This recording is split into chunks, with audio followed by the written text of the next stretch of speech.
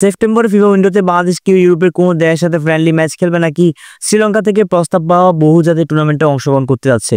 So এই বিষয়টা এই ভিডিওতে ক্লিয়ার করবো। তো চলুন শুরু করি। প্রথম আপনাদেরকে জানিয়ে রাখি, বাংলাদেশ ফুটবল ফেডারেশন চেয়েছিল যে ইউরোপের কোনো দেশের সাথে খেলার জন্য, তাদের স্লট না থাকার কারণে তারা ওই সময়টা খেলতে পারবে না জানিয়ে দিয়েছে বাহুবেকে। তারা আগ্রহ দেখিয়েছে নভেম্বরে খেলার জন্য।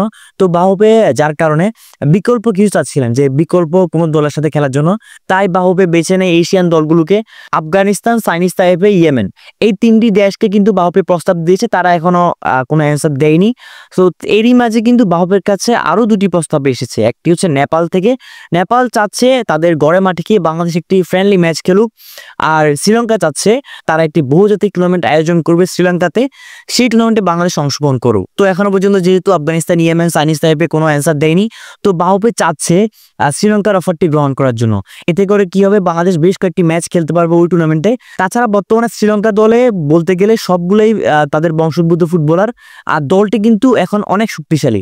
আর বাংলাদেশ তাদের সাথে খেললে কিন্তু ভালো প্রস্তুতি হবে। বাংলাদেশ চাচ্ছে যে বিশ্রম কোনো দলের সাথে খেলার জন্য শ্রীলঙ্কা কিন্তু ভালো অপশন। তাছাড়া ওই টুর্নামেন্টে যদি অন্য কোনো দল অংশগ্রহণ করে, সেগুলো যদি স্ট্রং হয়, তাহলে বাংলাদেশের জন্য সেটা ভালো হবে।